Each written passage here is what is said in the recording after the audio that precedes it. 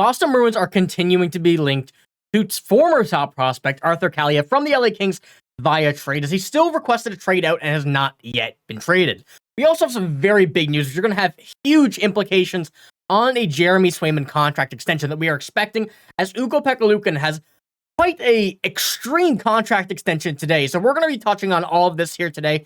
It's going to have a lot of impact on what we're going to see with Jeremy Swayman, and may even change a few things. So we're going to be talking about that here as well, and you're not going to want to miss this. But before we get into all of this video, though, we know that 75% of you guys watching right now are not subscribed to the channel. If you're looking for a spot to get all of your Boston Bruins news, you're in the right spot. Make sure to hit the sub button. Join me here on this channel as we cover everything regarding the Boston Bruins, and what we're expecting and what we're hoping very soon is the Jeremy Swayman contract extension. But let's get straight into our first topic here and not waste any more time, because we need to get to this whole situation regarding the Ukko-Pekka Luukkonen contract. But let's start this one off here with Arthur Kaliyev. The Bruins are continuing to be linked to him via trade from the LA Kings. We had this earlier in the offseason. Arthur Kaliyev reports and rumors had been spreading like a wildfire, but still, he has not been traded yet, and we're still wondering if that will be the case.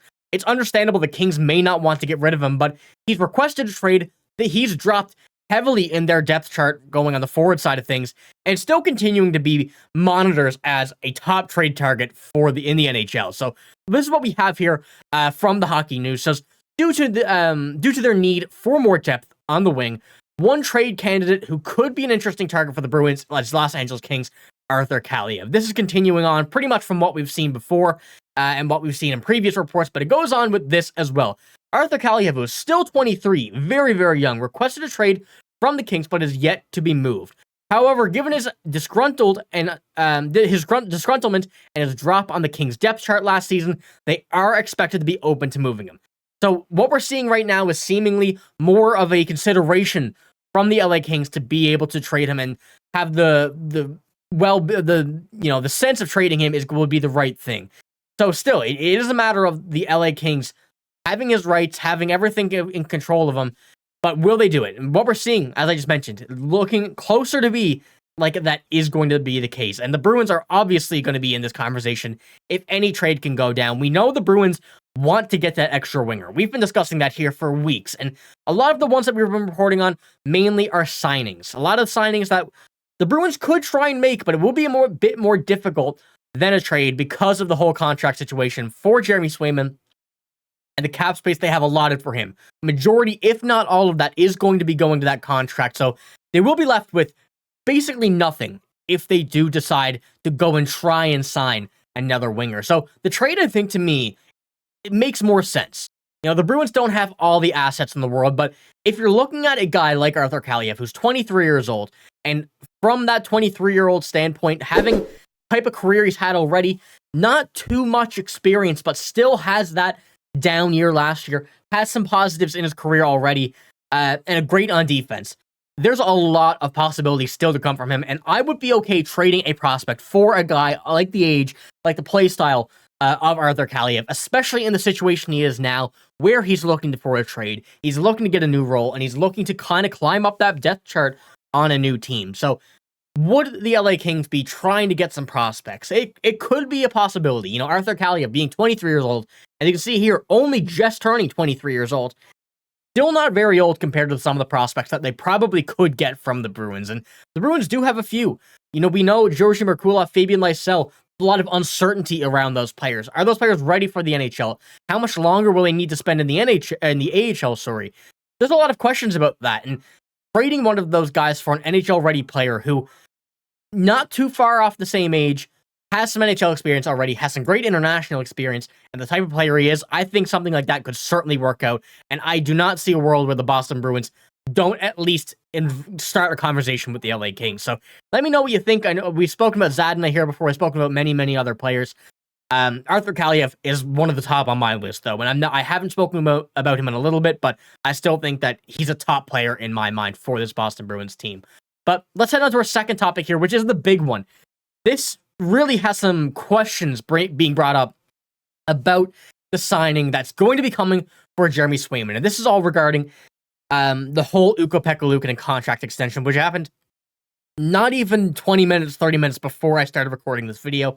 And I thought this was going to be a lot, more simple for what we're going to see and a lot more in stride with what we're going to see for Jeremy Swayman's contract. So the first thing I'm going to do, I'm going to pull up what we have from Ukko-Pekka Luukkonen, his new contract. He signs 5 years by 4.75. And you're probably wondering, how is this going to affect Jeremy Swayman? This is a lot of money for Ukko-Pekka Luukkonen. I am a huge fan of him. He's one of my favorite goalies in the league, goalie prospects especially, and I think he has a lot of potential. But from what we've seen his career so far, and I know it's Buffalo, I know it's the Sabres, I know they're not the best team right now, he does have a lot of potential, but the stats that he's had don't write up a $4.75 million for 5 years. I think it's a bit too much money and a bit too long. So having a kind of contract like this for a guy like Ukko-Pekka Luukkonen, comparing that to a guy in a projected contract of a guy like Jeremy Swayman, we might be paying more than what we're thinking. This could be a big setback for the Bruins in this whole contract negotiation. I will pull up these two here, these screenshots in the games played regarding the two. So as you can see for Jeremy Swayman here, 144 games played in his career, 232 goals against, and a 920 save percentage, I believe that is. That's some very good stats for that amount of games. 144 games, only 44 more than Ukko-Pekka Luukkonen. And I'll pull up his here now. 100 games even in his career, a 297 goals against, and a 904 save percentage. That stat line, regardless of who this goalie would be, whoever this player would be, is not one that you would say is making 4.75 by 5 years. We know Jeremy Swayman, the projection that we were kind of hoping for and what we kind of expected to happen was between 7 to 8.5. And making that double, basically, it's going to be doubling basically the contract, what we see here from Ukko-Pekka Luukkonen. That might be a bit too low. Now, we know agents are always waiting for players to sign elsewhere to see what kind of contract they can compare that player to their own, to their own player that they're going to try and get a contract for. And they're going to try and get the most money possible for that player. And for me, this kind of makes me a bit weary. If the Bruins may be in a bit of a situation now where their agent, Louis Gross, Swayman's agent, is going to be asking for a bit more money, kind of comparing it to this contract. And, there's only an early in the part of his career for Ukko-Pekka Luukkonen on the Buffalo Sabres.